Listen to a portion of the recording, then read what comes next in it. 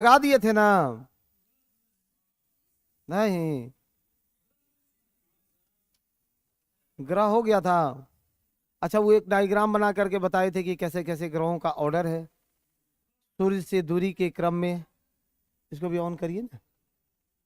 सूर्य से दूरी के क्रम में, साथ ही इस पर भी बातें हुई थी कि आकार क्या है, परिक्रमण अवधि कितनी है, परिक्रमण अवधि कितनी है, इन सब पर कल आपसे बातें हुई थी हमारी। ठीक है।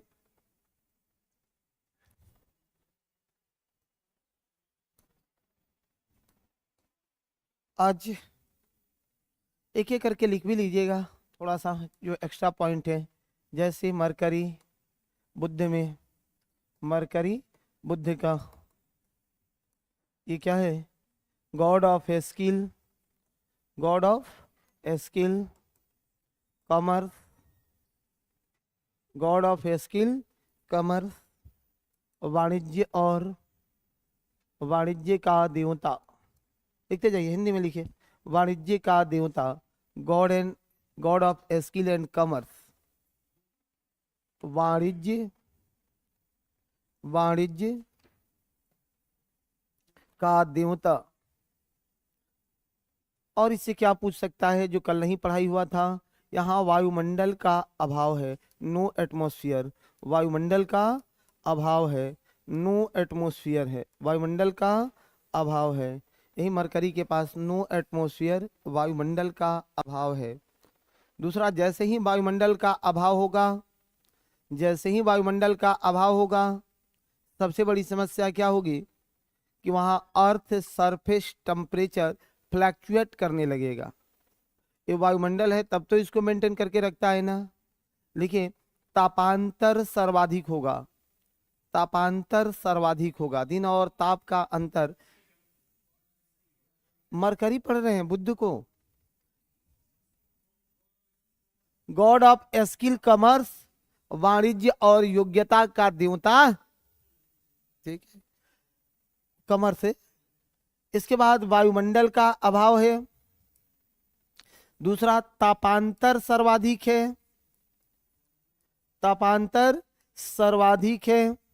यहाँ सर्वाधिक तापांतर है, तापांतर सर्वाधिक है, तापांतर सर्वाधिक है।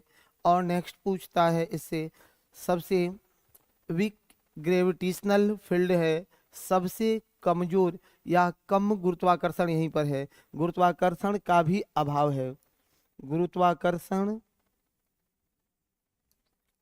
कर्षण सबसे कम, सबसे कम है। जी हाँ, गुरुत्वाकर्षण सबसे कम है, गुरुत्वाकर्षण का अभाव है। स्मॉलेस्ट प्लैनेट है, सबसे छोटा ग्रह है, सबसे छोटा ग्रह है, सबसे छोटा ग्रह है, सबसे छोटा ग्रह है। और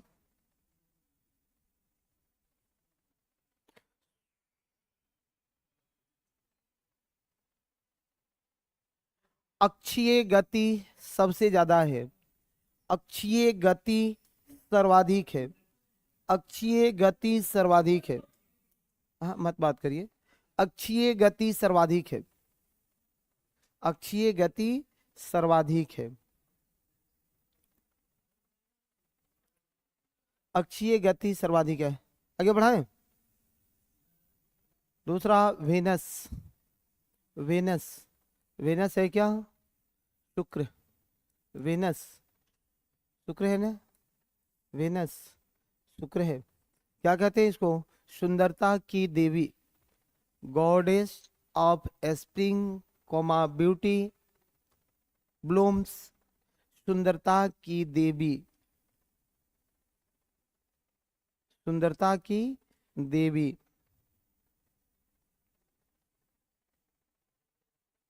हाँ, गॉडेस ऑफ ब्यूटी, ब्लूम्स, सुंदरता की देवी। आगे लिखिए, यह अपने आकार, साइज, मास, आकार, द्रव्यमान, यह अपने आकार, द्रव्यमान, आकार, द्रव्यमान और घनत्व में, और घनत्व में लगभग पृथ्वी के समान,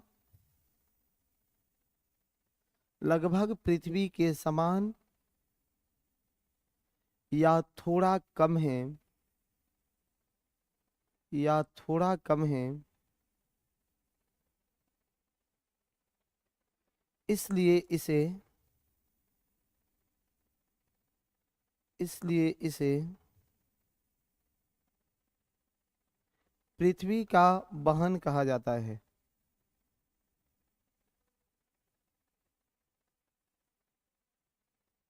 इसलिए इसे पृथ्वी का वहन कहा जाता है, या जुड़वा वहन, ट्विंस कहा जाता है। पृथ्वी का वहन या जुड़वा वहन कहा जाता है। पॉइंट लगा के लिखना, यह पृथ्वी का सबसे नजदीक ग्रह है, पृथ्वी का सबसे नजदीक ग्रह है, नियरेस्ट नाइबर्स है, नजदीक ग्रह है। बार बार पूछा है कि पृथ्वी के सबसे नजदीक कौन है, शुक्र है, नियरेस्ट नाइबर्स है, ठीक है, सबसे नजदीक ग्रह है। एक दो बातें और लिखो, अ, यहाँ पर जो है, इसे भोर या सांझ का तारा कहते हैं, सांझ का तारा कहते हैं, जी हाँ, कमनली कॉल्ड मॉर्निंग और इवनिंग स्टार, इवनिंग स्टार, क्योंकि यह सुबह में पूरब और शाम में पश्चिम दिखता है। अब ये बड़ा इशू नहीं है, ये तो लगभग आप पढ़ के आते हैं, पढ़ के आते हैं इन बातों को, ठीक है।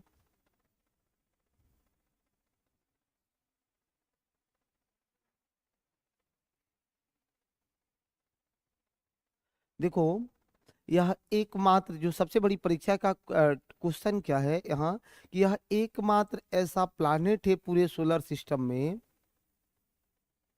जो अपने रिवोल्यूशन में रोटेशन से कम समय लेता है। समझ रहे हो क्या है, अपनी एक चक्र पूरा करने में सूर्य के एक चक्र पूरा करने से ज्यादा समय लगता है। यह सिर्फ एक ऐसा ग्रह है, तो जहां घुमाव है वहीं प्रश्न है। मेरा ये सोच है कि जहां स्पेशलाइज नहीं मिलेगा वहां प्रश्न नहीं है। अब ये बहुत हो गया ना कि ट्विन जुड़वा बहन है, मॉर्निंग तारा, सुबह तारा, साँझ तारा, ये क्या पूछेगा। ये सब बहुत बहुत ही घिसा पिटा कहानी है, इसमें कोई क्वेश्चन पोश्चन नहीं है। लेकिन क्वेश्चन कहाँ बनते हैं ये रोज सोचते हैं हम लोग कि भाई अब क्या पूछा जाएगा। और इसलिए आपको चीजों को निकाल निकाल करके बता दिया जाता है कि देखो यहाँ ये चीज पूछ सकता है, संभावित बातें हैं, ठीक है, कंफर्म नहीं, ये संभावित बातें हैं। तो एक लाइन नोट लगा के लिखना कि यह अपनी परिक्रमण में, यह अपनी परिक्रमण में 243 दिन का समय लेता है। यह अपनी परिक्रमण में 243 दिन का समय लेता है, जबकि जबकि इसकी परिभ्रमण अवधि, जबकि इसकी परिभ्रमण अवधि, इसकी परिभ्रमण अवधि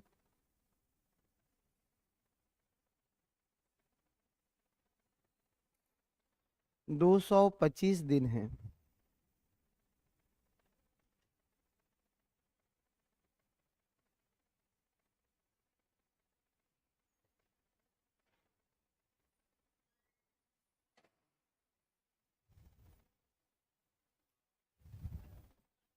इसकी परिभ्रमण अवधि 225 दिन है, इसलिए ये बहुत खास है, इसलिए बहुत खास है, ठीक है।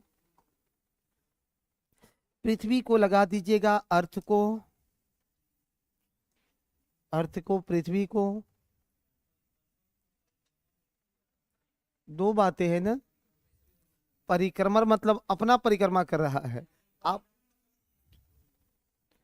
परिक्रमण, ये परिक्रमा कर रहा है, और परिभ्रमण इसको घूम रहा है, इसको बोलते हैं रोटेशन। जो अपने एक्सिस पर घूम रहा है ये रोटेशन है, घूर्णन है। इसी को क्या बोलते हैं? घूर्णन बोलते हैं। जबकि जो है ये सूर्य की परिक्रमा कर रहा है, ये परिक्रमण है, ये परिक्रमण है, ये परिक्रमा कर रहा है। तो जैसे अपने एक्सिस पर घूमेगा ना यहाँ पर, तो अपने जगह पर ऐसे एक बार घूमने में उसको 243 दिन लग जाते हैं, लेकिन पूरा क्लास को एक बार घूम जाने में 225 दिन में घूम जाता है। कारण क्या है इसका? कारण क्या है इसका? कहिएगा कि उसकी घूर्णन गति बहुत स्लो है, धीमी धीमी है, घूर्णन गति धीमी धीमी है। और उहे नु बात हो गया रे मेरे भाई। रिवोल्यूशन मतलब परिक्रमण होता है, आ रोटेशन परिभ्रमण होता है। और ऑर्बिट पर घूम रहा है, जी हाँ ऑर्बिट पर, हाँ उसको रोटेशन कहते हैं। जो सन की ओर घूम रहा है वो 225 दिन में, उसको 225 दिन में। और जो अब परिभ्रमण होता है, परिभ्रमण होता है, उसको काट के लिख लो, परिभ्रमण 243, यानी उसी को घूर्णन बोला जाता है, उसी को घूर्णन बोला जाता है। ठीक है, हाँ आइए लिख देते हैं। परिक्रमण, परिभ्रमण, परिभ्रमण, सुनो बोर्ड पर हो, या इसी को बोलते हैं घूर्णन, इसी को बोलते हैं रोटेशन, इसी को बोलते हैं रोटेशन। और उसका जो रोटेशन है वो 240 दिन का है। रोटेशन अवधि कितनी है? 243 दिन का, 243 दिन का। जबकि एक है परिक्रमण, एक है परिक्रमण, या इसी को बोलते हैं रिवोल्यूशन, इसी को बोलते हैं रिवोल्यूशन, रिवोल्यूशन, या इसी को बोलते हैं वार्षिक गति। वार्षिक गति कितने दिन में करता है? 225 दिन में। अब उम्मीद है कि सबका हो गया होगा, अब दिक्कत तो आपको नहीं होगा। हाँ इसीलिए इसको पढ़ा रहे हैं ना, कि ये जो है शुक्र एकमात्र ऐसा ग्रह है, एकमात्र ऐसा ग्रह है जिसका अपना परिक्रमा करने की जो दिन है वह उसके परिभ्रमण यानी घूर्णन से कम है, इसलिए इसको पढ़ा रहे हैं। नहीं तो पढ़ाने का कोई लॉजिक नहीं था, बाकी चीजें तो घिसी पिटिया ही रही है। ठीक है, इसलिए पढ़ाया भी गया है। हाँ अपने एक्सिस पर, ये अपने एक्सिस पर घूमेगा ना, तो ये घूर्णन हुआ, एक्सिस पर जैसे घूमेगा रोटेशन हुआ, जी हाँ।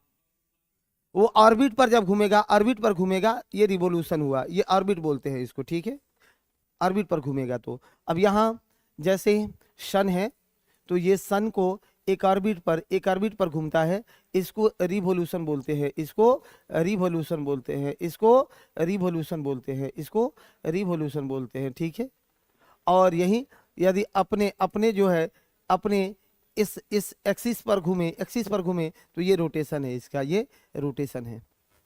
आगे बढ़ना।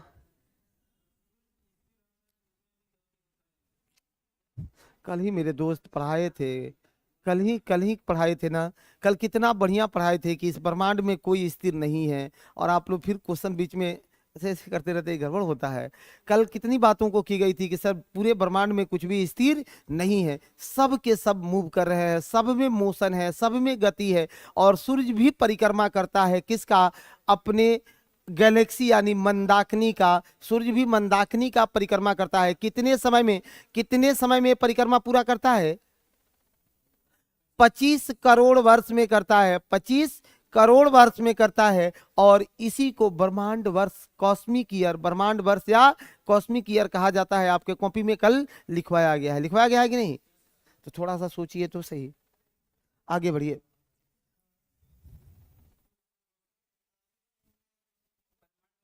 243 दिन होंगे।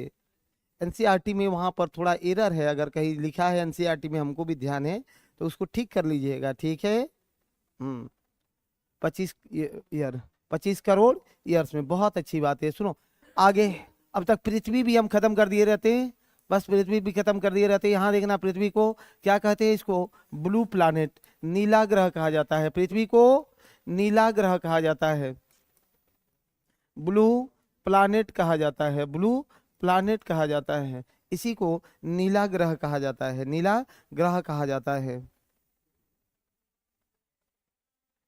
इसकी आकृति कैसी है, पृथ्वी की आकृति कैसी है? हाँ, जियोड आकृति है। इसकी शेप कैसा है? तो जियोड टाइप का, ये जियोड टाइप का शेप है। इसकी आकृति या शेप कैसा है, आकृति इसका? तो इसका शेप है मेरे भाई, ये जियोड टाइप का है, शेप जियोड टाइप का है। जैसे जियो मतलब पृथ्वी और आईडी मतलब उसका पहचान, आईडी मतलब उसका पहचान, इसी को जोड़ देगा, जियोड हो जाएगा। हिंदी में क्या बोलते हैं? भूआभ। हिंदी में इसके लिए शब्द का कौन सा प्रयोग हुआ है? भूआभ का, भूआभ का प्रयोग हुआ है। या एक शब्द और होता है कि इसकी आकृति भूआभ है या पृथ्वाकार है, पृथ्वाकार है। इसकी आकृति भूआभ टाइप का या पृथ्वाकार टाइप का है, या भूआभ है या पृथ्वाकार है, भूआभ या पृथ्वाकार टाइप का है। ठीक है, अपने प्रकार का एक विशेष है, इसके जैसा कोई नहीं है, एकदम विशेष आकृति का बना हुआ है। आए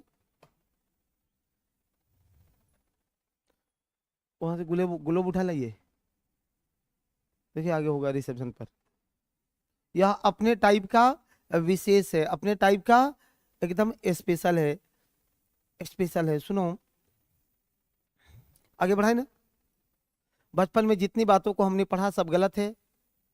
कि पृथ्वी को कैसी है, माता जी के रोटी गोल, दादाजी का चश्मा गोल, पूरी दुनिया गोले गोल, एकदम गोल नहीं, एकदम गोल नहीं। ये एक विशेष आकृति का है जिसे जियोड या पृथ्वाकार, जियोड या पृथ्वाकार कहते हैं। देखना, ये अर्थ टिल्टेड है, अर्थ टिल्टेड है, यानी इसमें झुकाव है, टिल्टेड है, इसमें झुकाव है। कितना डिग्री का झुकाव है? टिल्टेड है, कितना डिग्री? हाँ, 23.5 डिग्री का, 23.5 डिग्री का। कितना डिग्री का झुकाव है? 23.5 डिग्री का। किस पर? इसके एक्सिस पर झुका हुआ है, अपने अक्ष पर झुका हुआ है, अपने अक्ष पर झुका हुआ है। अब क्वेश्चन एक बातें आपसे पूछते रहे हैं कि इस झुकाव का परिणाम क्या है, इस झुकाव का परिणाम क्या है, इस झुकाव का परिणाम क्या है,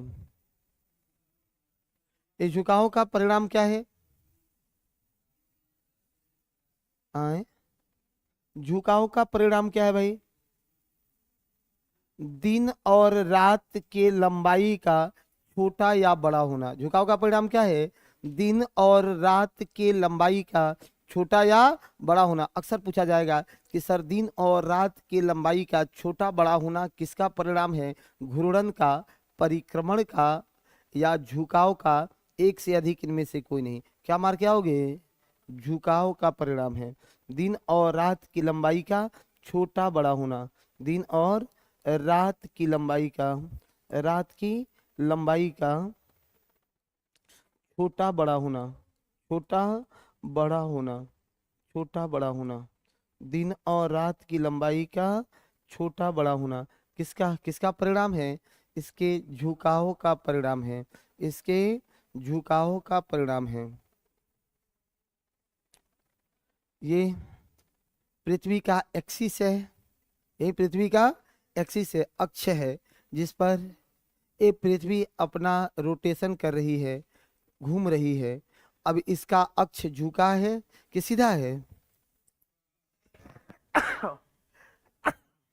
सबको दिख रहा होगा कि ये झुका हुआ है। और कितना झुका है? 23.5 डिग्री झुका हुआ है। कितना झुका है? 23.5 डिग्री झुका हुआ है। सही है ना सबका? सुनो, आ जाओ बोर्ड पर, कुछ लोग कह रहे हैं ये सीधे 180, बीच से ब्रेक करोगे 90। अगर ये अपने अक्ष पर, अगर यहाँ पर ये 23.5 डिग्री झुका हुआ है, 23.5 डिग्री, तो यहाँ इसका झुकाव यहाँ भी तो है ना, और यहाँ इसका झुकाव कितना हो जाएगा? जी हाँ, 66.5 डिग्री हो जाएगा। यहाँ इसका झुकाव कितना डिग्री? 66.5 डिग्री हो जाएगा। यहाँ झुकाव कितना डिग्री? 66.5 डिग्री हो जाएगा। दिक्कत है?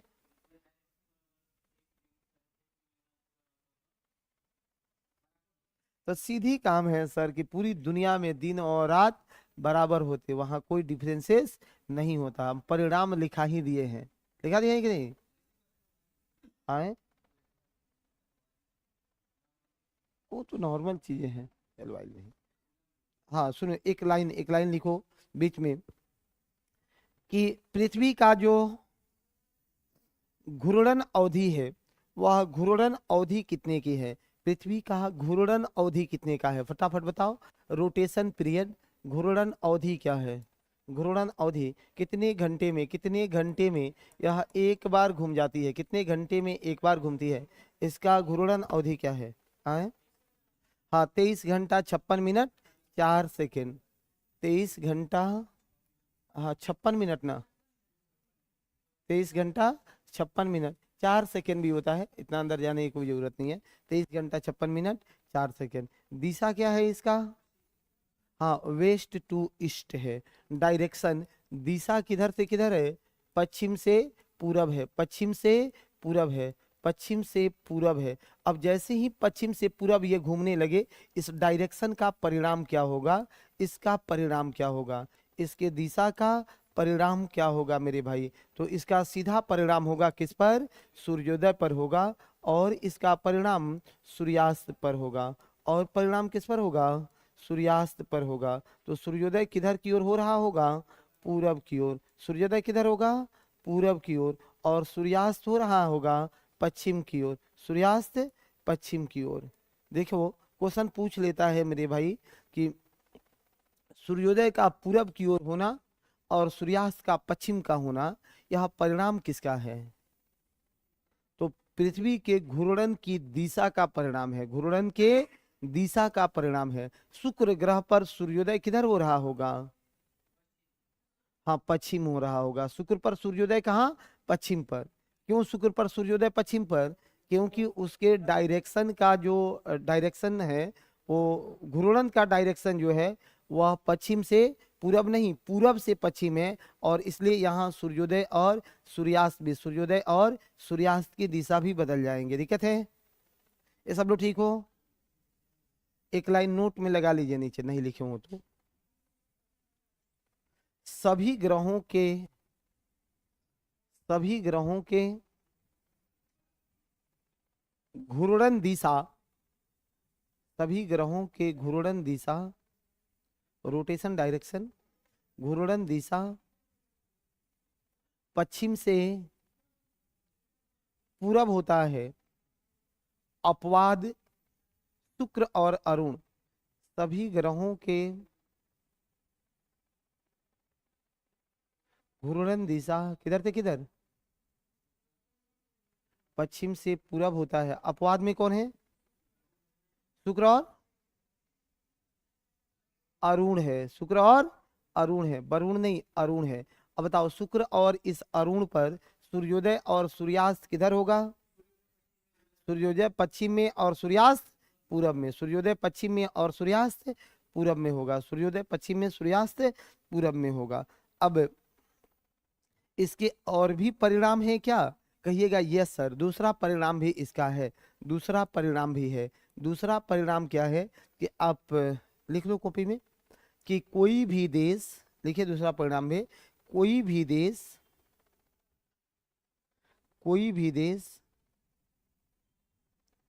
अपना उपग्रह प्रक्षेपण, कोई भी देश अपना उपग्रह प्रक्षेपण संस्थान, कोई भी देश अपना उपग्रह प्रक्षेपण संस्थान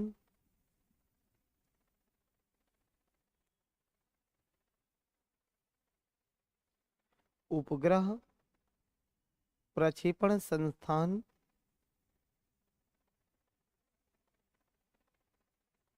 महाद्वीपों के, महाद्वीपों के पूर्वी तट पर बनाता है, महाद्वीपों के पूर्वी तट पर बनाता है, महाद्वीपों के पूर्वी तट पर बनाता है। क्योंकि क्योंकि यदि असफल भी हुआ तो, क्योंकि यदि असफल भी हुआ तो कहाँ गिरेगा? सागरों में गिरेगा, समुद्रों में गिरेगा। घूम रहा है हमारा। देखो, भारत ने भी अपना उपग्रह प्रक्षेपण संस्थान कहाँ बनाया है? यहाँ आंध्र प्रदेश में, आंध्र प्रदेश में बनाया है ना। पृथ्वी का, हाँ, श्रीहरिकोटा डायरेक्शन किधर है? ये वेस्ट टू ईस्ट है।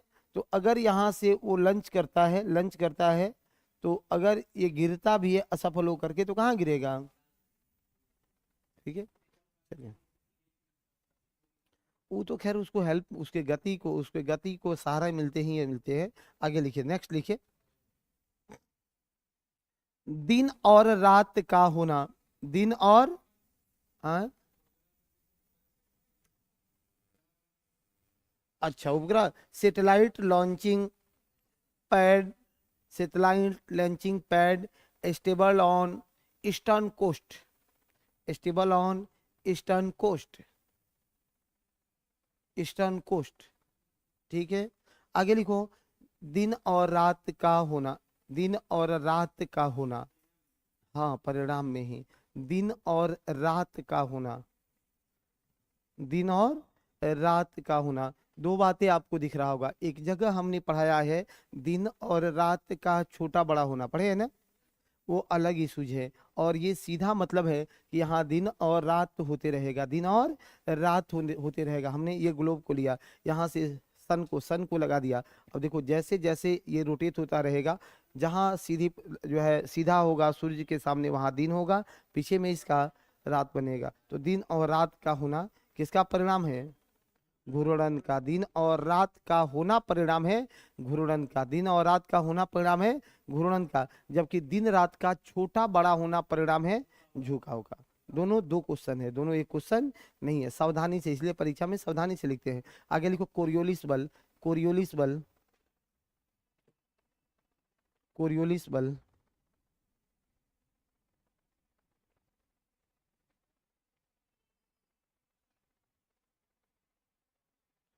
कोरियोलिस बल, कोरियोलिस बल,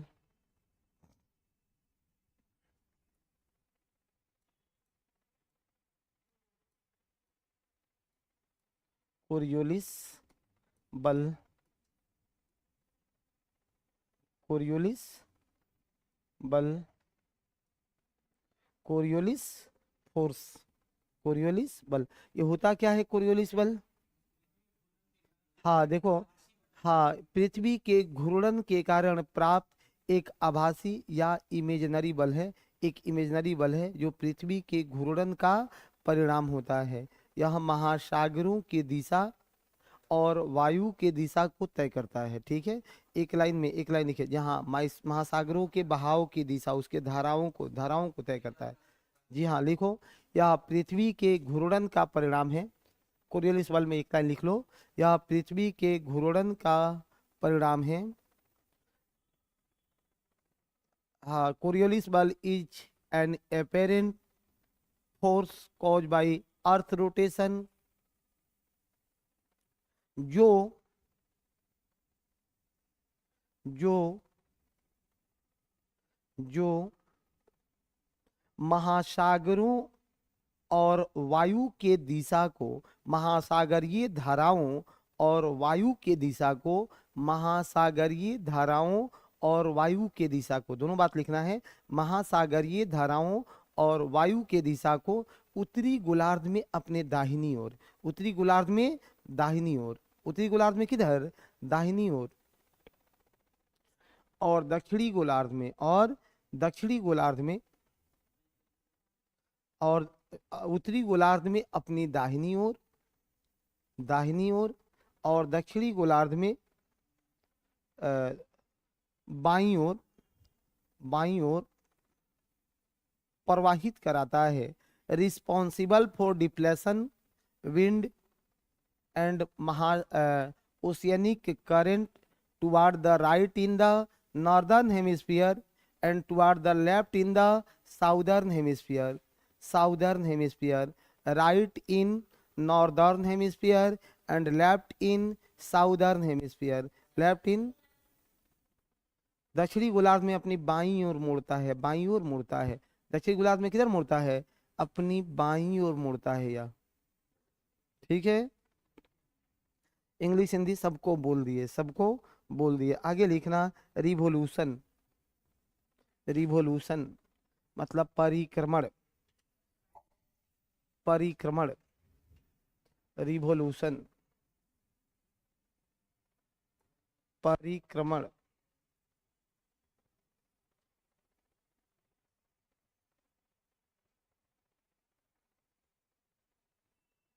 रिवोल्यूशन,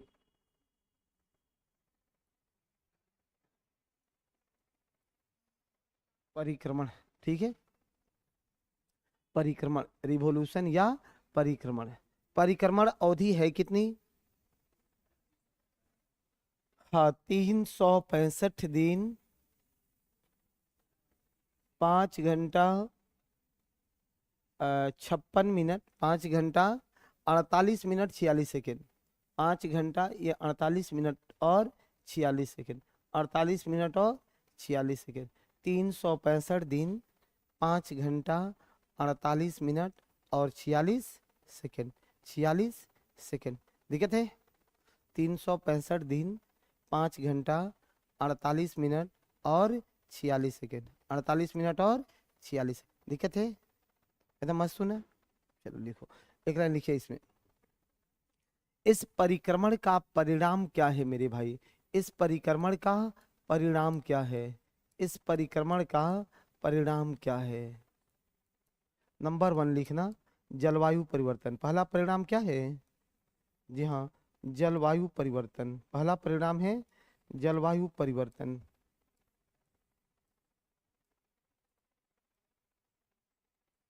पहला परिणाम है जलवायु परिवर्तन। पहला परिणाम कौन सा है? जी हाँ, पहला परिणाम है इसका जलवायु परिवर्तन। दूसरा है सूर्य के तापांतर में अंतर। तापांतर में अंतर,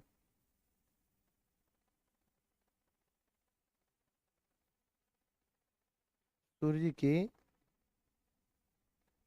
तापांतर में अंतर, यानी सूर्य प्रकाश का बड़ा या कम होना, छोटा बड़ा होना। ठीक है, सूर्य के तापांतर में अंतर। इतना ही पढ़ा के अब आपको आगे लेके बढ़ाएंगे, आगे लेकर के बढ़ाएंगे। ठीक है, चलो एक अगला लिखना, मार्स। नेक्स्ट लिख लो मार्स, मंगल। नेक्स्ट क्या है? मार्स है, मंगल है। अगर आज या कल में खत्म हो जाता है फिर इन्वायरमेंट पर हम लोगों का काम होगा, नहीं तो बिहार स्पेशल आपका शुरू होगा। बिहार स्पेशल भी आपको शुरू कर देंगे। मार्स मंगल होता है। अब मार्स को कहते क्या है? The God of war, God of war, युद्ध के देवता, या इसी को कहते हैं लाल ग्रह। एक किसको बोलते हैं? गॉड ऑफ वार, युद्ध का देवता, युद्ध का देवता, या बोला जाता है इसी को लाल ग्रह। क्या बोला जाता है? लाल ग्रह बोला जाता है, लाल ग्रह बोला जाता है। लाल ग्रह बोले जाने के पीछे कारण क्या है? हाँ लिखिए, आयरन ऑक्साइड की, आयरन ऑक्साइड की, आयरन ऑक्साइड की अधिक मात्रा के कारण, आयरन ऑक्साइड की अधिक मात्रा के कारण इसका रंग लाल दिखता है। कलर कैसा दिखता है? लाल दिखता है, इसका रंग लाल दिखता है।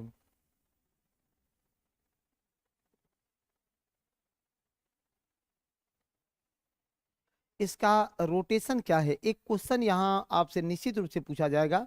जैसे जितने ग्रहों को हम अभी पढ़ रहे थे ना, सबको पृथ्वी से तुलना करके पढ़ रहे थे, आप उसको फोकस करिएगा। तो हर जगहों पर पृथ्वी से तुलना करके पढ़ना है। वो मार्स का कौन सी प्रकृति है जो लगभग पृथ्वी के जैसी है, समतुल्य है, इसका घूर्णन, इसका परिक्रमण, या फिर जो है यहाँ का तापमान, यहाँ का तापमान एक से ज्यादा एक से अधिक, क्या कहोगे इनमें से कोई नहीं? नहीं, ये इसका जो रोटेशन है वह रोटेशन लगभग घूर्णन जो है पृथ्वी के समतुल्य है। पृथ्वी का लगभग 24 घंटा है और इसका 24 घंटा 37 मिनट है। 24 घंटा 37 मिनट है, ये पृथ्वी के लगभग बराबर है। और यहीं से क्वेश्चन उठा देता है, तो फिर आप लोग माथा पकड़ते हैं कि हमने तो खूब पढ़ा था, हमने तो जबरदस्त पढ़ा था। अरे जबरदस्त पढ़ा था, लेकिन वो कहाँ सोचे थे जो एक परीक्षक सोच रहा है? सोचे थे? नहीं है। तो सोचना है आपको कि किससे किससे ये लिंकिंग हो सकता है। ठीक है, एक लाइन लिखिए यहाँ पर, इसकी घूर्णन अवधि, इसकी घूर्णन अवधि, परिक्रमण तो हमने कल पढ़ा दिया है। मंगल का परिक्रमण कितना है? मंगल का परिक्रमण 687 दिन। मंगल का परिक्रमण कितना है? 687 दिन। लेकिन इसकी घूर्णन अवधि कितनी है? हाँ, 24 घंटा 37 मिनट। इसकी घूर्णन अवधि क्या है? 24 घंटा 37 मिनट है। इसकी घूर्णन अवधि कितनी है? 24 घंटा 37 मिनट। दिक्कत है? 24 घंटा 37 मिनट। ठीक हो सब लोग? इसकी घूर्णन अवधि है 24 घंटा 37 मिनट की। आगे बढ़ाएं, चलिए एक लाइन लिखना इसी पर। इसके कितने उपग्रह हैं? मून कितने हैं? 2 है। कौन कौन? फोबोस और डीमोस। फोबोस और डीमोस।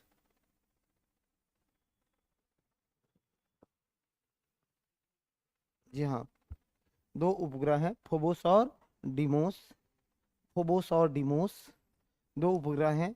एक फोबोस है और दूसरा डीमोस है। फोबोस और डीमोस 2 उपग्रह हैं, एक फोबोस है और दूसरा डीमोस है। फोबोस और डीमोस। एक लाइन और लिखना है कि सौर मंडल का संपूर्ण सौर मंडल का सबसे ऊंचा ज्वालामुखी, सबसे ऊंचा ज्वालामुखी, सौर मंडल का ऊंचा ज्वालामुखी, ज्वालामुखी, सबसे ऊंचा ज्वालामुखी, सौर मंडल का सबसे ऊंचा ज्वालामुखी कौन सा है? वो पर्वत है, ओलंप्स मोन्स।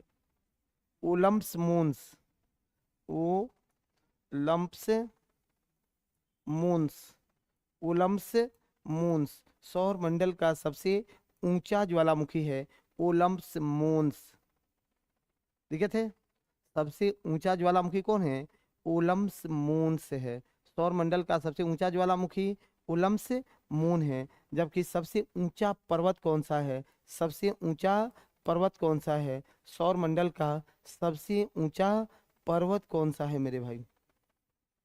निक्स ओलंपिया सबसे ऊंचा पर्वत है। निक्स ओलंपिया सबसे ऊंचा पर्वत है।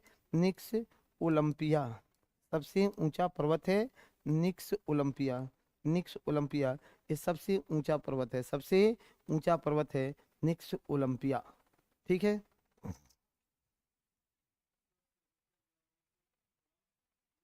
हाँ, ओलंप्स मोन्स, ओलंप्स मोन्स। ठीक है, लाइट कटा हुआ है, गर्मी बहुत हो रहा है।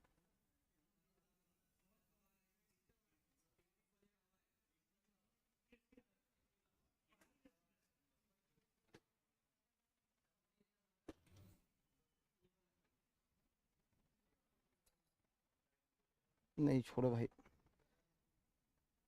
इधर ये सब रेसिडेंशियल क्षेत्र है, बगल में सब लोग रह रहे हैं, है कि नहीं है? ये बातें ठीक नहीं है। नैतिकता मेरे लिए सबसे बड़ी आदर्श होती है। हाँ, हाँ। और हम आज हाँ देखिए, कुछ मेरे शुभचिंतक हैं ये सुधरने वाला नहीं है वो, मोतिहारी नरेश, तुम्हें बोला है ना, सुधरने वाला नहीं है। हाँ, ये पड़ोसी, वो मोतिहारी का है। हाँ, है फिर हेलो कहीं का। हम्म। माने पूर्णिया मतलब वो है। हाँ हाँ। पता चलेगा चुनाव में कि हवा गायब है। जानता है, निर्दलीय बहुत मुश्किल होता है चुनाव में। है।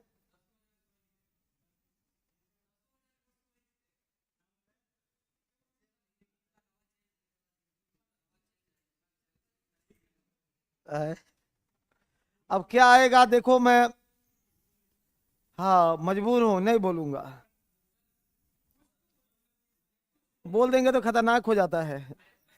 कल ही तो किसी बैच में बोल रहे थे कि बोलते बोलते हम देखो, इसलिए नहीं बोलते हैं कि जब हम शुरू हो जाते हैं तो जब तक खत्म नहीं होगा रुकते नहीं हैं, चाहे परिणाम जो हो जाए। आए? सबसे पहले एक सशक्त लोकतंत्र के लिए तो ये बिल्कुल ठीक नहीं है, नहीं छोड़ो जाने दो। ये बिल्कुल ठीक नहीं है कि सर इस तरीका की राजनीति हो, है कि नहीं है। आप पहले ही जो है घोषणा पर घोषणा चल रहा है कि क्या कर रहे हैं, कितना जीत रहे हैं। सबसे भ्रामक प्रचार तो सुप्रीम कोर्ट को इसी को मानना चाहिए। बाबा रामदेव को तो झूठे फसेले हैं सब, और सच बोल रहे हैं। इससे बड़ा भ्रामक प्रचार कुछ है जी कि अब की बार 400 पार। हाँ, इससे ज्यादा भ्रामक कुछ है नहीं है। तो सुप्रीम कोर्ट को सबसे पहले इन बातों पर संज्ञान लेना चाहिए कि सर आप भी अपना प्रोडक्ट बेचने जा रहे हो चुनाव में, तो आपको अपना प्रोडक्ट को कभी भी भ्रामक प्रचार से नहीं बेचना है। और एक गाइडलाइन तय करना चाहिए कि कोई भी राजनीतिक दल किस आधारों पर वोट मांग सकती है। आरपीए 1951 पढ़िएगा, घर लिख लेना। RPA 1951 representative of people act 1951, उसमें बड़ी शानदार तरीका से लिखा गया है ना कि एक राजनीतिक दल को किन आधारों पर जनता से वोट मांगना चाहिए, किस आधार पर कैंडिडेट का चयन करना चाहिए, उसके आदर्श क्या हैं। सीधी कहानी, साफ स्पष्ट है कि सर इस धर्मनिरपेक्ष राष्ट्र में धर्म के नाम पर वोट मांगना तो सबसे बड़ा अपराध है, आरपीए 1951। लेकिन मैं कॉन्स्टिट्यूशनली बात कर रहा हूं अब। लेकिन आज सारा राजनीति का केंद्र बना हुआ है धर्म। समझ रहा है ना।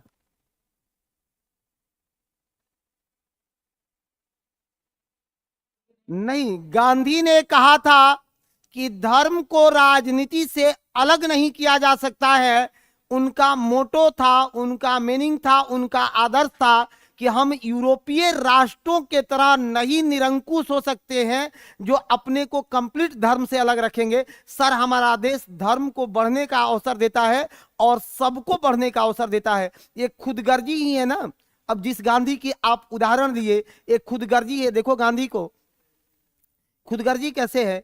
एक गांधी जिनका सबसे पहले मुस्लिम लीग वालों ने जबरदस्त का ब्लेम किया कि गांधी हम तुम्हारे देश में नहीं रहेंगे क्योंकि तुम हिंदुओं का हितैषी हो और तुम्हारे चलते मुस्लिमों को समस्या हो रही है, इसलिए अलग धर्म अलग राष्ट्र बना लेंगे, गांधी के देश में नहीं रहेंगे। सबसे पहले मुस्लिमों ने ब्लेम कर दिया जिन्ना के नेतृत्व में, और जिन्ना के नेतृत्व में देखो पाकिस्तान बन गया। उसी गांधी पर 1948 में हिंदुओं ने निकाली पिस्तल, कहा कि गांधी तुम मुस्लिमों का हितैषी है, हाँ तुमको तो इस देश में नहीं रहने देंगे, मार दिया। तो ये चीजें ठीक नहीं है। लेकिन सीधी सीधी बात है कि कभी भी, हाँ छोड़ो भाई क्या होगा। हाँ छोड़ो, पूर्णिया उर्निया का कहीं का कोई बात नहीं है। मैं क्लास में, देखिए ऑनलाइन वाले सब एक्टिव है, मैं क्लास में इस पर कोई बात नहीं करने में सक्षम हूं मेरे भाई। मेरी सीधी बात है आपसे, एक सशक्त नहीं ऑन है, एक सशक्त नागरिक के रूप में कि भाई कभी भी आप अपने मतों का प्रयोग खूब करिए, मैं उसका प्रोत्साहन कर रहा हूं। आप सब लोग यंग हैं कि अपना वोट देने जरूर जाइए। अब किस आधार पर वोट देना है वो आप तय करो, ठीक है। हटाओ। आ?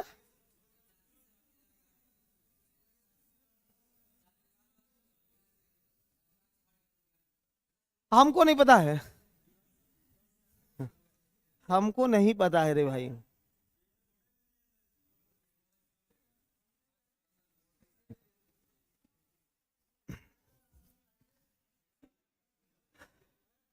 और मैं भी अपना वोट देने जाऊंगा, लेकिन पता 25 को। हाँ तो बेतिया, अब वाल्मीकि नगर, बेतिया वाल्मीकि नगर दोनों एक ही दिन है ना, तो जाएंगे ना, काहे का, अब वोट देने जाएंगे तो आप लोगों के पढ़ा के चल जाएंगे जी, आप लोगों को पढ़ा के चल जाएंगे, आप लोगों को पढ़ाना 25 तक तो मेरा खत्म रहेगा, इतना दिन क्या करेंगे हम। आए, छोड़िए हटाइए, सब लोग अपना वोट देने जाना, खूब अच्छे से वोट दे देना। वाह भूखा कहीं का, इसीलिए तो इस देश का विकास नहीं हो रहा है, नौकरी नहीं मिल रही किसी को। हाँ, छोड़ो हटाओ। ए भाई, और सब सुनो, अगर सबको रोजगार मिल जाए तो कल से अमेरिका के तरह ही यहाँ के भी सड़कों पर लोग, नेताओं को सुनने कौन जाएगा। अमेरिका में आज भी डोनाल्ड ट्रंप उतरते हैं तो 1000 में लोग होता है, माने 1000 लोग अगर सुन ले तो लगता है कि धन्य है अमेरिकी कि आप कुछ 1000 लोग हमको सुने। और हमारे यहाँ अरे अब मुखिया 10-10 हजार को घुमा रहा है, ठीक बोल रहे हो मुखिया 10 हजार को घुमा रहा है। काहे मुखिया 10 हजार को घुमा रहा है, बेरोजगारी का आलम है, सीधी कहानी है, ठीक है, इसलिए हटाओ। अभी चुनाव आयोग ने एक अच्छा मामला लिया है कि सर हम वोट घर से भी करवा लेंगे, हम वोट को घर से भी करवा लेंगे। तो सबसे पहले चुनाव आयोग से निवेदन है कि भाई पहले तुम तो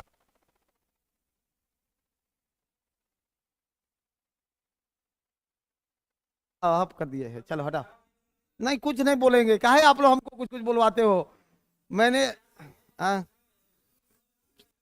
मेरे भाई, मेरी नौकरी प्यारी नहीं है क्या आपको, मत बोलवाइए ना, ठीक है। छोड़िए, पढ़ाने दो, पढ़ाने दो, चुनाव पर मत बुलवाओ। चुनाव का माना कि चुनाव का समय है, लेकिन बुलवाना नहीं है। और मैं किसी पार्टी का ना तो समर्थक हूं और ना आलोचक हूं, लेकिन बात जब सवाल पूछने की आएगी तो सवाल सत्ता पक्ष से पूछा जाएगा, क्योंकि उन्होंने ही सत्ता का सुख भोगा है, इसलिए मैं कभी कभी सत्ता पक्ष से क्वेश्चन कर देता हूं। अब विपक्ष वाला तो सीधे हाथ खड़ा कर देगा ना कि सर हम कौन हैं, हम रहते तो पूछते, ठीक है, हटाइए, बंद करिए।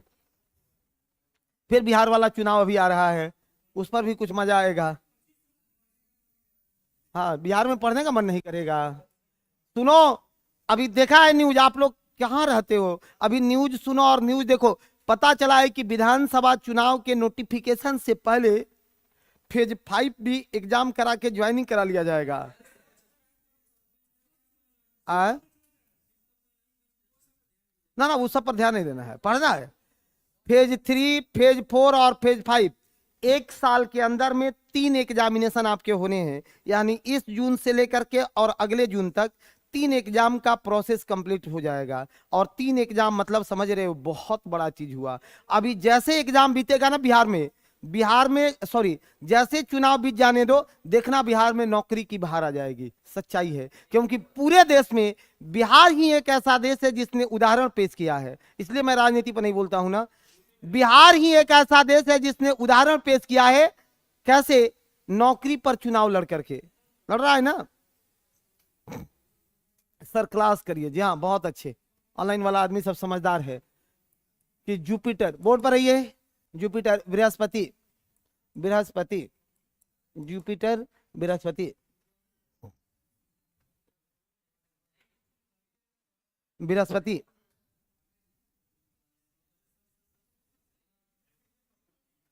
बोर्ड पर रहिए।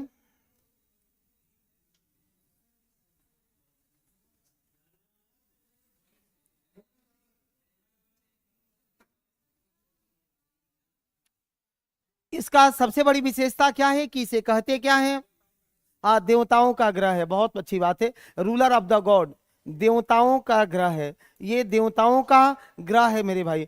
सबसे ज्यादा इसका फास्टेस्ट फास्टेस्ट रोटेशन है, फास्टेस्ट रोटेशन है, फास्टेस्ट रोटेशन है।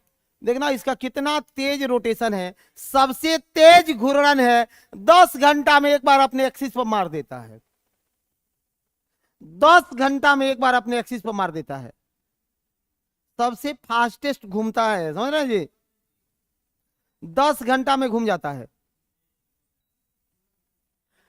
सबसे तेज घूर्णन गति बृहस्पति की सिर्फ 10 घंटे में अपने अक्ष पर एक चक्र पूरा कर लेता है, और यह पृथ्वी से कैसे समतुल्य है। हमने आपको पृथ्वी से तुलना करके दिखाया है, शुक्र को भी तुलना किया है, पृथ्वी से तुलना किया है, किसको, मंगल की भी तुलना किया है। अब बृहस्पति का भी तुलना कर देंगे कि बृहस्पति कैसे पृथ्वी के समतुल्य है। तो टिल्टेड यानी झुकाव होने में, टिल्टेड यानी झुकाव होने में 23.5 डिग्री पृथ्वी भी झुकी है और 23.5 डिग्री बृहस्पति भी, दोनों 23.5 डिग्री झुका हुआ है, टिल्टेड है। टिल्टेड ऑन अर्थ कितना, 23.5 डिग्री, और जुपिटर भी 23.5 डिग्री, दोनों 23.5 डिग्री का अगर झुकाव है, टिल्ट है, तो यही दोनों की समानता है। और हमको प्रश्न पूछना होता तो मैं ऐसे ही चीजों को खोज खोज करके पूछ देता, ताकि विद्यार्थी को पढ़ने में मजा आता कि क्या पढ़ के आए हो। लिखो एक लाइन में, सब लूसेंट वाला छट जाता, सब लूसेंट वाला छटेगा, ठीक है। लिखिए एक लाइन कि जुपिटर लिख रहे हो ना, बृहस्पति लिख रहे हो, बृहस्पति, यह झुकाव में पृथ्वी के समतुल्य है। किसमें समतुल्य है, झुकाव के क्रम में पृथ्वी के समतुल्य है। यह झुकाव में पृथ्वी के समतुल्य है। कितना डिग्री, 23.5 डिग्री। कितना डिग्री है, 23.5 डिग्री है। इसी को बोलते हैं mini solar system, mini solar system, mini solar system, लघु सौर तंत्र। उपग्रह वगैरह तो कल पढ़ ही लिए थे। आगे लिखो शनि, शनि को कोई बात नहीं, आगे शनि पर बात करेंगे।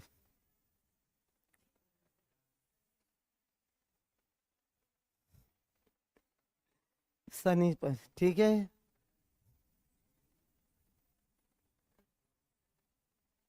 लघु सौर तंत्र, इसको बोलते हैं गॉड ऑफ एग्रीकल्चर, कृषि के देवता। शनि को बोलते हैं गॉड ऑफ एग्रीकल्चर, कृषि के देवता। फटाफट लिखिए, शनि गॉड ऑफ एग्रीकल्चर, एक एक लाइन लिख लेते हैं जो इंपॉर्टेंट है।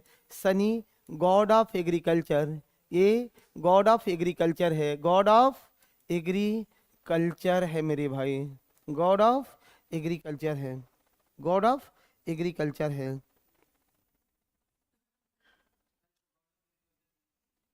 कृषि के देवता की इसकी उपमा दी गई है शनि को, ठीक है। कोई इसका रीजन बहुत नहीं है, वैदिक रीजन हो सकता है, कोई साइंटिफिक रीजन नहीं है, ठीक है ना। न्याय क्या देवता नहीं, बात करेंगे ना। आगे लिखिए, इस यहां पर परिपक्व परिपक्व 7 रिंग की संरचना प्राप्त होती है। परिपक्व 7 रिंग की संरचना प्राप्त होती है। स्पेक्टुलर रिंग है, वलयाकार, जी हाँ वलयाकार है। यहां परिपक्व 7 रिंग की संरचना प्राप्त होती है। देखो ये रिंग 3 ग्रहों में लगे हुए हैं, शनि, अरुण और वरुण, शनि, अरुण और वरुण। लेकिन इन तीनों में भी सबसे परिपक्व रिंग किसका है, शनि का है। तीनों में सबसे परिपक्व रिंग भी शनि का है, इसलिए हमने परिपक्व रिंग को जोड़ दिया है उसमें एक शब्द आपके जो है बेहतर चीजों के लिए। दूसरा, एक बार क्वेश्चन भी पूछ लिया है, सबसे लोएस्ट डेंसिटी है, सबसे कम घनत्व है, सबसे कम घनत्व है, लोवेस्ट डेंसिटी है। जी हाँ, लोवेस्ट डेंसिटी है, सबसे कम घनत्व है। हाँ, पृथ्वी का तो ज्यादा है, 5.5 ग्राम CM3 सबसे ज्यादा उसी का, लोएस्ट डेंसिटी है, ठीक है। आगे लिखो, लास्ट प्लैनेट अंतिम ग्रह है जिसे आंखों से देखा जा सकता है।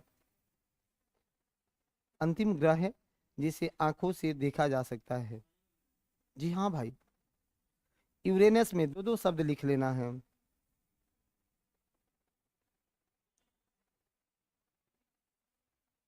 यूरेनस में लिखो, यूरेनस को क्या बोलते हैं, गॉड ऑफ हेवन, स्वर्ग का देवता। स्वर्ग का देवता, स्वर्ग का देवता, उन्होंने उसको बोलते हैं स्वर्ग का देवता, गॉड ऑफ हेवन, स्वर्ग का देवता, स्वर्ग का देवता। ठीक है, एक लाइन एक शब्द जोड़ो उसमें, स्वर्ग के देवता में।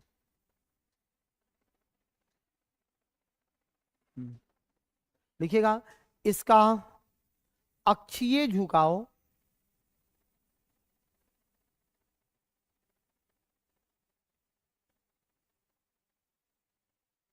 इसका अक्षीय झुकाव, इसका अक्षीय झुकाव 82.5 डिग्री है, 82.5 डिग्री है। और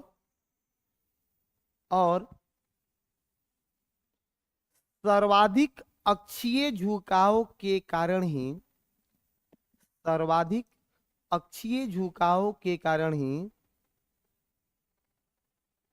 सर्वाधिक अक्षीय झुकाव के कारण ही इसे लेटा हुआ ग्रह कहते हैं। सर्वाधिक अक्षीय झुकाव के कारण ही इसे लेटा हुआ ग्रह कहते हैं।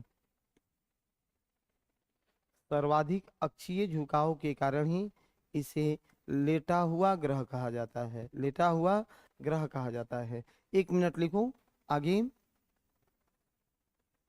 यहां मीथेन गैस, मीथेन गैस बड़ी मात्रा में पाए जाते हैं, बड़ी मात्रा में पाए जाते हैं। यहां मीथेन,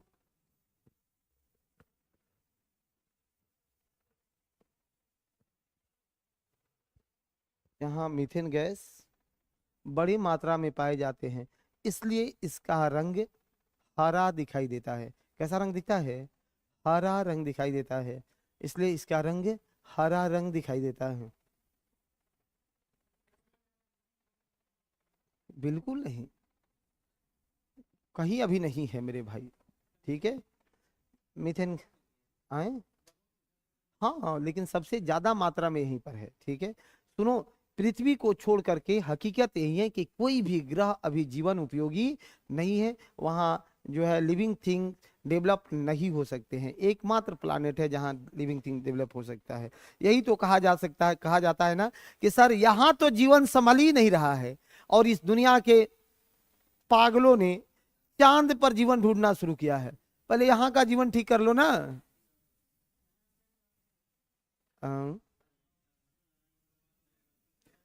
आए, हाँ देखिए, इनका अभी वही सोच है कि सर कहीं युद्ध लाग जाए तो वैकल्पिक व्यवस्था की अपना आदमी सबको ले आगे चांद पर पहुंचा देंगे। हे भगवान, हे खुदा अल्लाह, हे नारायण प्रेमचंद्र जी कहाँ है कि नहीं है?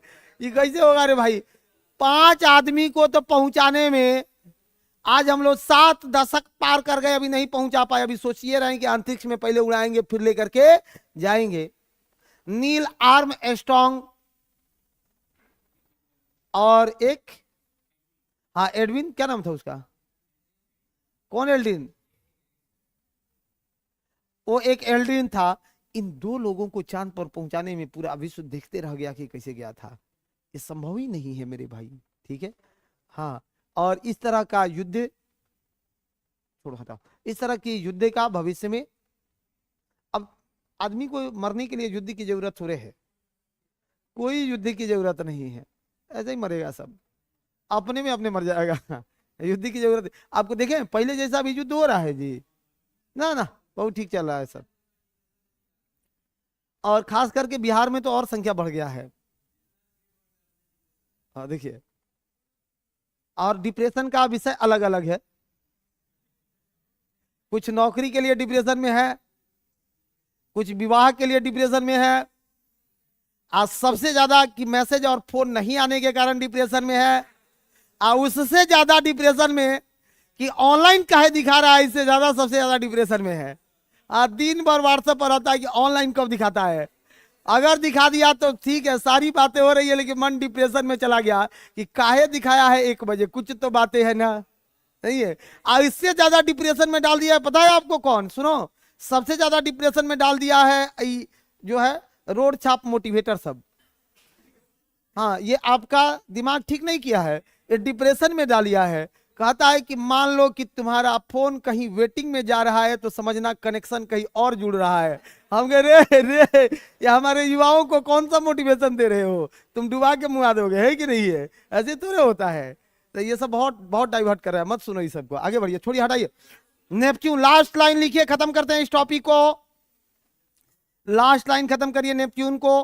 गॉड ऑफ सी, सागर का देवता, इसको बोलते हैं सागर का देवता, गॉड ऑफ सी। जी हाँ, वरुण में सागर का देवता, सागर का देवता। एक लाइन लिखना है, सागर का देवता। जी हाँ, वरुण में सागर का देवता सबसे ठंडा ग्रह है, सबसे ठंडा ग्रह है। मेजर हेडिंग लगा लेना है भूकंप को, फटाफट लगाइए, आज ही कुछ पढ़ा देते हैं, क्योंकि दो दिन, एक कल भर पढ़ाएंगे इसको, ठीक है? कल के बाद हम लोग इससे निकल जाएंगे, कल के बाद निकल जाएंगे मेरे भाई। मेजर हेडिंग लगा दो, भूकंप को या ज्वालामुखी को, ज्वालामुखी को, भूकंप को या ज्वालामुखी को, मेजर हेडिंग लगा देना है। पहले ज्वालामुखी पढ़ा दे, ज्वालामुखी पढ़ा देते हैं, चलो। हाँ चलिए, भूकंप को निश्चित रूप से आ जाओ, भूकंप पढ़ लेते हैं, भूकंप पढ़ लेते हैं, फिर ज्वालामुखी पढ़ लेंगे, चिंता नहीं करिए। भूकंप पढ़ लेते हैं। भूकंप में, ये भूकंप है क्या? भूकंप है क्या? दूसरा बोर्ड पर आइए, भूकंप क्या है, इसका कारण क्या है, इसका कारण क्या है, इसका प्रभाव क्या है, इसका प्रभाव क्या है, और इसका विस्तार क्या है, इसका विस्तार क्या है, ये विस्तार क्या है। इतनी बातें अगर आ रही है तो आप भूकंप के एक्सपर्ट हो, आप भूकंप के एक्सपर्ट हो, वो सब आ जाएगा, चाहे चिंता करते हैं, इसको हम इंक्लूड कर लेंगे। लिखिए एक लाइन फटाफट, इसको बेहतर बेहतर तरीका से इसको एक लाइन बना लो कि भूकंप कहते किसको हैं, भूकंप कहते किसको हैं। अर्थक्वेक है क्या? यह पृथ्वी के आंतरिक चट्टानों में, पृथ्वी के आंतरिक चट्टानों में, पृथ्वी के आंतरिक चट्टानों में उत्पन्न, पृथ्वी के आंतरिक चट्टानों में उत्पन्न कंपन, कंपन, कंपन अथवा वलन होता है। पृथ्वी के आंतरिक चट्टानों में उत्पन्न कंपन अथवा वलन होता है, कंपन अथवा वलन होता है। वलन किसको बोलते हैं? वाइब्रेशन और ऑसिलेशन, वाइब्रेशन और ऑसिलेशन, वाइब्रेशन और ऑसिलेशन। हाँ, और ऑसिलेशन होता है ना। जी हाँ, बात करेंगे, सब कारण पर बात करेंगे, एक एक कारण पर बात करेंगे कि कौन कौन कारण होते हैं। पृथ्वी की आंतरिक चट्टानों में उत्पर कंपन अथवा दोलन होता है, कंपन अथवा दोलन होता है। जो पृथ्वी के, उसी में लिखिए, जो पृथ्वी के आंतरिक ऊर्जा के, पृथ्वी के आंतरिक ऊर्जा के बाह्य निष्कासन का परिणाम होता है, पृथ्वी के आंतरिक ऊर्जा के बाह्य निष्कासन का परिणाम होता है, बाह्य निष्कासन का परिणाम होता है, पृथ्वी के आंतरिक ऊर्जा के बाह्य निष्कासन का परिणाम होता है।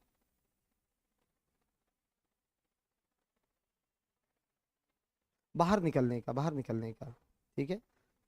जो इंटीरियर एनर्जी है, जो बाहर एग्जिट करेगा, तो उसी का परिणाम है कि भूकंप आते ही आते हैं, ठीक है। लिखो, यह प्रघाती तरंग होता है, ये वेव होते हैं। नहीं नहीं, वो वेव का बाहर निकलने की बात की है ना मेरे भाई। यह एक प्रघाती तरंग होता है। कौन सा तरंग होता है? प्रघाती तरंग होते हैं, ये प्रघाती तरंग होते हैं। हाँ, वेव होते हैं, वही अब तो बता रहे हैं ना, दोनों पर अनुदैर्ध भी होता है, अनुप्रस्थ भी होता है, सब आता है इसमें, ठीक है, दोनों रहेगा। प्रघाती तरंग होते हैं। अब उसी वेव को पढ़ना है कि इसमें कौन कौन से वेव आते हैं, ठीक है, एक छोटा सा डायग्राम बना लो। इसमें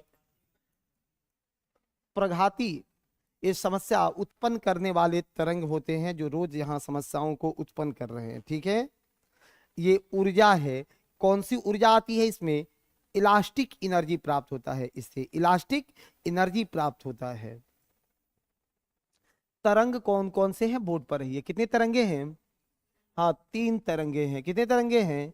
3 तरंगे हैं। कौन कौन? सबसे पहला, हाँ, पी तरंग है, नंबर 1 पी तरंग है। दूसरा एस वेव है, एस तरंग है। दूसरा एस तरंग है। और तीसरा एल तरंग है, एल तरंग है, एल तरंग है। ये होता है लव वेव, लव वेव। ठीक है, और ये secondary wave, secondary wave, secondary wave, जी हाँ, द्वितीयक तरंग, द्वितीयक तरंग। और ये प्राइमरी वेव, प्राइमरी वेव, प्राथमिक तरंग, प्राइमरी वेव है, प्राथमिक तरंग, प्राइमरी वेव, प्राथमिक तरंग, प्राथमिक तरंग। ये दोनों को जैसे जोड़ देते हो ना, क्या मिलता है? बॉडी वेव मिलता है। दोनों को जोड़ दो तो बॉडी वेव प्राप्त होता है, पिंड तरंग प्राप्त होता है, पिंड तरंग प्राप्त होता है, पिंड तरंग प्राप्त होता है। दोनों को जोड़ दो तो उसी को क्या बोलते हैं? पिंड तरंग बोलते हैं। दोनों को जोड़ देना है, क्या बोलेंगे? पिंड तरंग बोला जाता है। सबका ठीक है, ये पिंड तरंग होता है। और जहां दोनों मिलेंगे लव वेव बन जाएगा। सबसे पहला पी वेव, जी हाँ, वही वही वही धरातल है। उन्होंने क्यों एल डेंजर होता है? तुम ही लोग ज्ञान देने लगते हो उधर से, और खतरे की बात है ना। पहुंचा देने दो वहां तक, फिर बात करना। पहले प्राइमरी वेव्स होता कैसे है सर? तो कहिएगा ये लॉन्गिट्यूडनल होता है, अनुदैर्ध्य होता है। कैसा होता है? अनुदैर्ध्य होता है। ये अनुदैर्ध्य तरंग है। ये किस प्रकार का तरंग है? अनुदैर्ध्य तरंग है। ठीक है, लॉन्गिट्यूडनल वेव है। कौन सा वेव लॉन्गिट्यूडनल है? P wave. किसके जैसा? हाँ, ध्वनि के जैसा होता है। ये ध्वनि के जैसा होता है मेरे भाई, ये ध्वनि के जैसा, लाइक ध्वनि, जैसे ध्वनि, ध्वनि के जैसा होता है। साउंड नहीं कहेंगे ना, कह सकते हैं, कोई क्या दिक्कत है? साउंड वेव, ध्वनि वेग जैसा, जी हाँ, निश्चित रूप से वही तो साउंड है ना। ये ध्वनि के जैसा कह सकते हो। दूसरी बातें आना, इसकी गति पर बात करेंगे, इसके गति पर बात करेंगे कि इसका वेलोसिटी कितना होता है, इसका गति कितना होता है। कितना होता है गति? एक गति सबसे ज्यादा होता है, गति सबसे ज्यादा होता है। किस वेव की गति सबसे ज्यादा? पी वेव की गति, गति सबसे ज्यादा। वेलोसिटी हाई वेलोसिटी होता है, गति सर्वाधिक होता है, गति सबसे ज्यादा होता है, सर्वाधिक होता है। एक शब्द और आएगा इसमें, तीव्रता। एक शब्द और आएगा, कौन सा? तीव्रता आएगा। एक शब्द और, तीव्रता आएगा। और तीव्रता सबसे कम होगा, तीव्रता सबसे कम होगा। इसमें तीव्रता सबसे कम होगा, गति सबसे ज्यादा और तीव्रता सबसे कम होगा। आए? कौन सी इंटेंसिटी होता है तीव्रता का? इंटेंसिटी। यहाँ देखो, ये बता देता हूं, ठीक है। जैसे यहाँ इसका गति इतना तेज है, गति तेज है ना, जैसे ही आगे बढ़ोगे तो ये तीव्रता बढ़ जाएगा और गति गति कम पड़ जाएगा, गति कम पड़ जाएगा। इससे आगे बढ़ोगे ना, तीव्रता और बढ़ जाएगा और गति और कम हो जाएगा। यही है, ये पी वेव से, ये एस वेव है और ये एल वेव है। पी एस और एल वेव है, पी एस और एल वेव है। जैसे ये ध्वनि के जैसा होता है, ठीक है।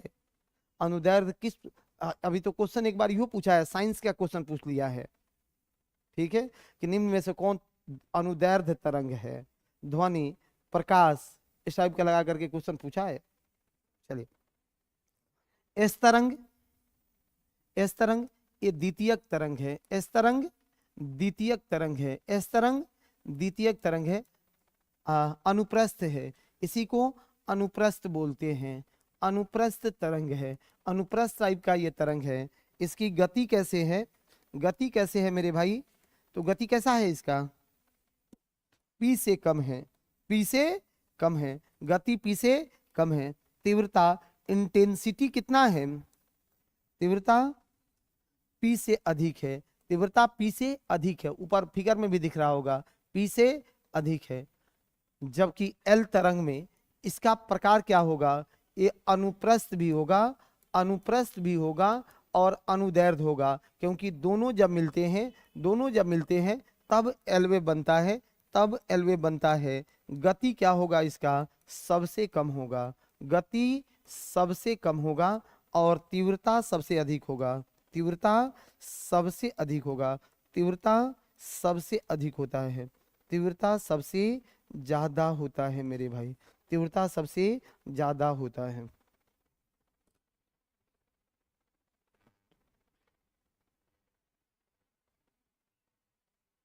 तीव्रता सबसे अधिक होता है।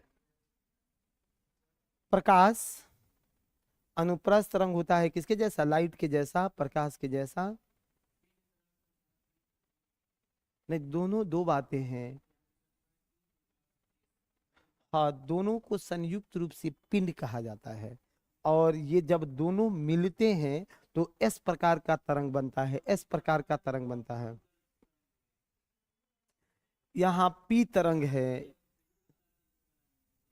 हाँ, तो ये पी है ये, इसी में देखा तारा एकरा में वेलोसिटी ज्यादा है, वो इंटेंसिटी कम है।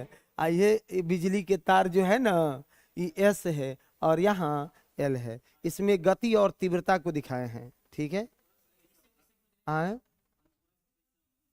हाँ, सुनो, अब ये सभी सभी माध्यमों से गुजरता है, ये जो है ठोस और तरल सब से गुजर जाता है, ठोस तरल सब से गुजर जाता है, गैस से भी गुजर सकता है, ठीक है। जबकि एस तरंग सिर्फ ठोस से, सिर्फ ठोस से गुजरता है, सिर्फ ठोस से गुजरता है। एस किससे, सिर्फ ठोस से गुजरता है। फटाफट बना लीजिए, बना लीजिए।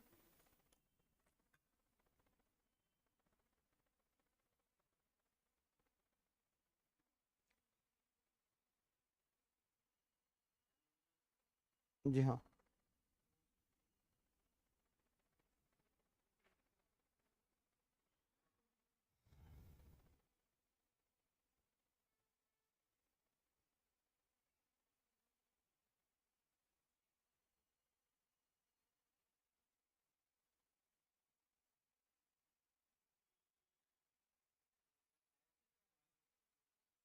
फिर आप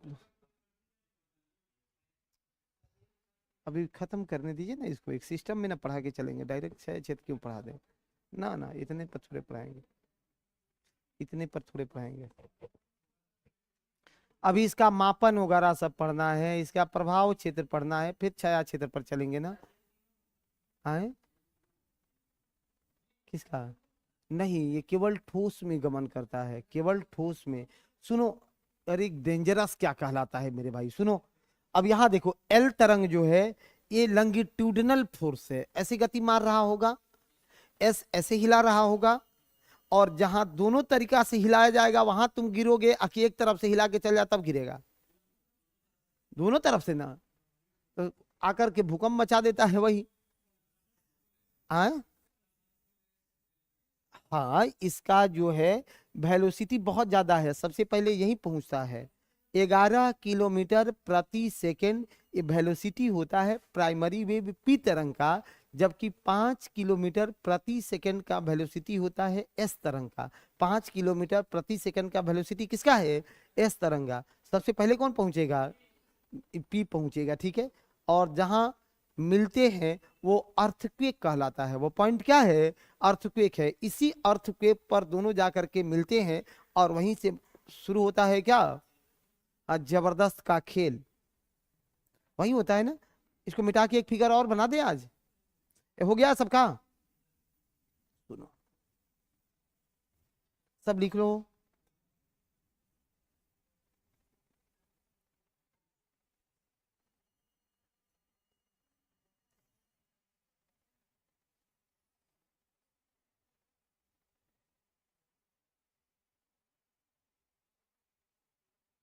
ये होता है फोकस, इसको क्या बोलते हैं, फोकस, यानी भूकंप मूल, भूकंप मूल। ये होता है एपी सेंटर, ये क्या, एपी सेंटर, ये एपी सेंटर, जहां पहली बार भूकंप के झटके महसूस किए जाएं। ये है सरफेस, ये है सरफेस, ये है सरफेस यानी भूपृष्ठ, इसको बोलते हैं भूपृष्ठ। सरफेस यानी भूपृष्ठ, सरफेस यानी भूपृष्ठ है, सरफेस यानी भूपृष्ठ है मेरे भाई, ये भूपृष्ठ है, ठीक है।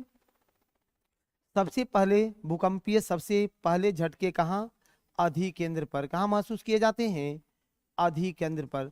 पहली बार भूकंपीय झटके अधिकेंद्र पर महसूस किए जाते हैं, पहली बार भूकंपीय झटके अधिकेंद्र पर ही महसूस किए जाते हैं, ठीक है।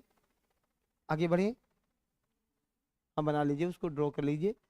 और सबसे ज्यादा खतरा कहाँ उसको, इसी अधिकेंद्र पर होता है। भूकंप की उत्पत्ति जहां से होती है उसे क्या कहते हैं, अरे जहां भूकंप की उत्पत्ति होती है भूकंप मूल, हाँ जहां से उत्पत्ति होती है उसको फोकस, जहां पहली बार इस झटके को अनुभव किया जाए उसे भूकंप मूल, सॉरी उसे अधिकेंद्र या एपी सेंटर, अधिकेंद्र या एपी सेंटर। कितने प्रकार के होते हैं, 4 प्रकार का होता है भूकंप के, कितने प्रकार, 4 प्रकार होते हैं भूकंप के, कितने प्रकार, 4 प्रकार में इसे विभाजित, 4 भागों में विभाजित किया गया है। कल आप लोग इन 4 भागों को पढ़ के आना, इन 4 भागों को पढ़ के आना क्लास में,